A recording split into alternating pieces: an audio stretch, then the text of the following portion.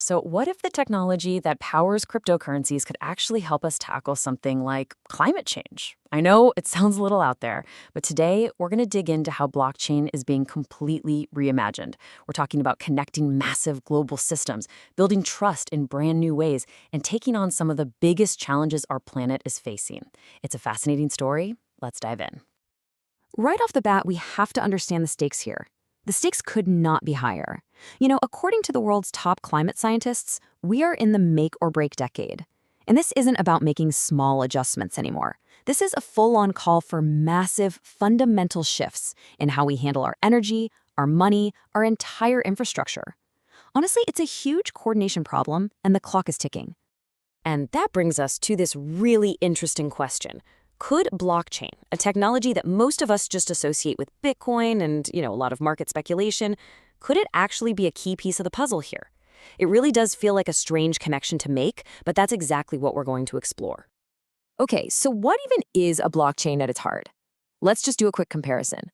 Think about a normal database, like a Google Doc that only one person controls. They have all the power, right? And if they delete it, poof, it's gone.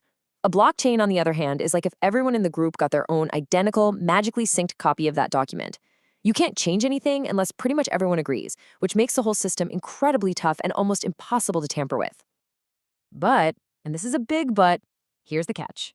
We don't just have one blockchain. We have thousands of them. And right now, each one is basically its own little digital island. They're powerful, for sure, but they can't talk to each other. And that isolation, it's a huge roadblock. And look, this isn't just some abstract, theoretical problem. Real businesses are hitting this wall right now. When you can't move value or data smoothly between these different systems, the dream of using them for big, collaborative solutions just grinds to a halt. What's so cool about this is that we've actually seen this movie before. Just think back to the early days of computers, way before the internet we use today. You had all these separate, siloed networks. If you wanted to connect two of them, you needed a special, dedicated line. It was like having to make a brand new phone call for every single piece of information you wanted to send. Incredibly clunky. And then TCP/IP came along. It was a universal language, a set of rules that let all these different networks finally talk to each other. And just like that, the internet was born. And that's exactly what this is about. Right now, the entire blockchain world is searching for its TCP/IP moment. It's on a quest to find that one universal protocol that can connect all of these digital islands into one massive, seamless network of networks. The really good news, this isn't just a dream. The work is already happening. Brilliant engineers all over the world are busy designing and building the digital bridges that we need to connect all these different blockchains. Let's take a look at one of the most important tools in their toolbox. It's called a hashed time-locked contract, or an HTLC. I know, it sounds super technical, but just think of it as a kind of digital automated escrow service. It lets two people trade things across completely different blockchains. But here's the magic. They don't need to trust each other, and they don't need a middleman. It all works with two simple ingredients: a shared secret password and a ticking clock. Okay, let's just walk through this because the logic is actually pretty genius. So say Alice wants to trade with Bob. First, Alice locks up her asset on her blockchain inside a digital safe that needs a secret password to open. Bob sees her do this, so he does the exact same thing on his blockchain using the same type of lock. Then, Alice uses her secret password to open Bob's safe and take his asset. And here's the clever part. When she does that, the password becomes visible. So now Bob can see it, and he uses that same password to open Alice's safe. And since both of them have a deadline, if anything goes wrong, they both just get their stuff back automatically. It's a completely self-enforcing trade. No trust needed. And this isn't just theory on a whiteboard. These digital bridges are already being built and tested in some really big international projects. You've got initiatives like Project Jasper in Canada and Project Ubin in Singapore that have used these exact HTLCs to connect massive financial platforms like Ethereum and Corda. It's proof that these totally different digital worlds can, in fact, securely talk and transact with each other. Okay, so we're building these bridges, we're connecting the islands, but the real question is, so what? Why does any of this tech stuff matter? Well, let's zoom all the way back out and see how this plumbing, this deep infrastructure, can actually lead to real-world climate action, which is where we started this whole conversation. Let's start with our energy grids. Down in Australia, there's a company called Power Ledger, and they're using this tech to let people trade energy with each other. I mean, think about it. If your house has solar panels and you make extra electricity, you can sell it directly to your neighbor down the street. This is a game changer because it builds a trusted marketplace. And that lets us create more resilient, decentralized, and much greener local energy systems. Or what about funding for green projects? In the Netherlands, there's a platform called One Planet Crowd. It directly connects thousands of regular investors to sustainable startups.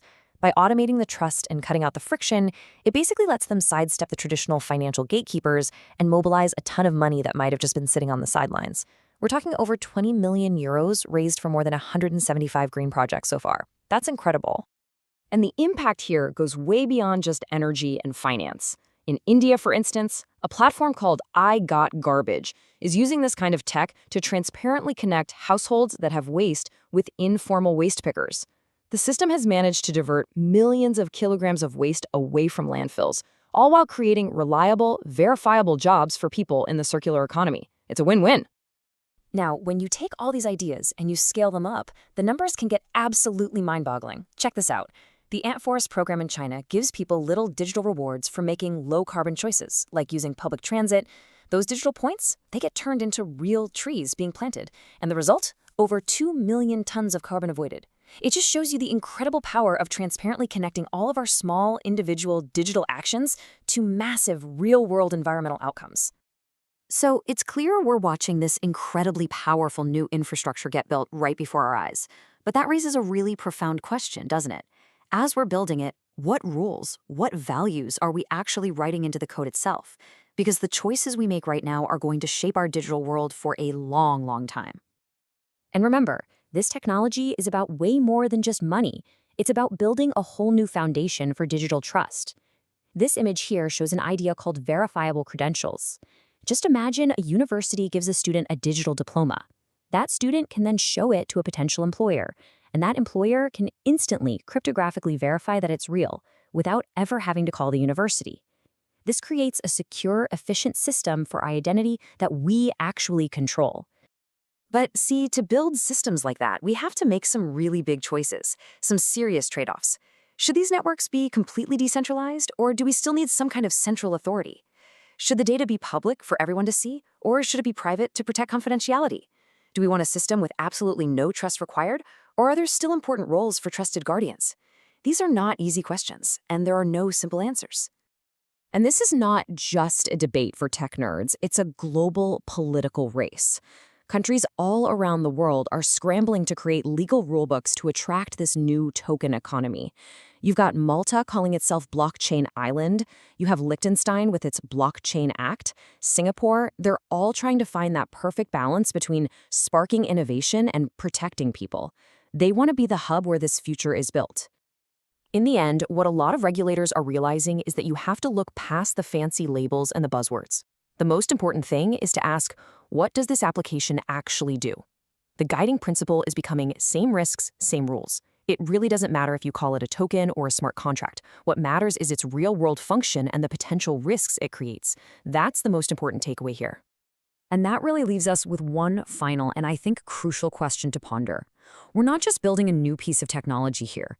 We are actively architecting the financial and social infrastructure of tomorrow.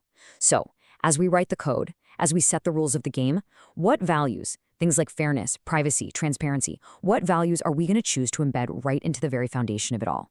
That is both the challenge and the incredible opportunity that lies ahead.